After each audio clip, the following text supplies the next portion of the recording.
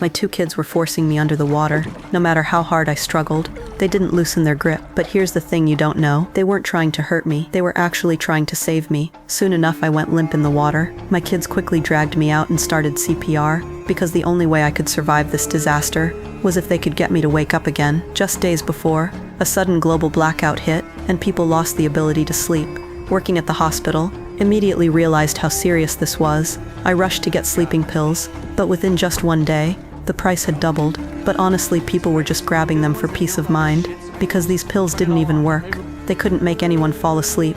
Even anesthetics stopped working. So I drove my kids back home with me right away. But then something happened on the way. Our car crashed and went straight into the water. Thankfully, some police officers passing by pulled us out and got us to the hospital fast. But at the hospital, I found something even weirder. Since people fell asleep at different times, some couldn't hold on anymore. They were even starting to see hallucinations from my friend. I found out this global blackout made people lose the ability to sleep, so he needed to gather some information, because the military found an old man who could still sleep.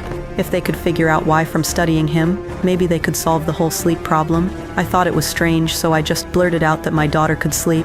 When Jack heard me say that, he froze. But the second the words left my mouth, I regretted it. I realized how dangerous my daughter's situation was, so I jumped on my bike and rode home like crazy. But when I got there, my daughter wasn't home. I found out my mom took her to the church. Just as I was heading to the church to find her, Jack showed up at my place. He tried to convince me to send my daughter to the lab. He said it could save so many people, but I wasn't in the mood to even discuss it. Jack followed me to the church, and we found it packed with people. Turns out they wanted to use my daughter for a sacrifice. Jack told them my daughter was too important. If they didn't let her go, he'd call in the military. But before he could even finish, the sheriff shot him from behind, and the whole church erupted into chaos.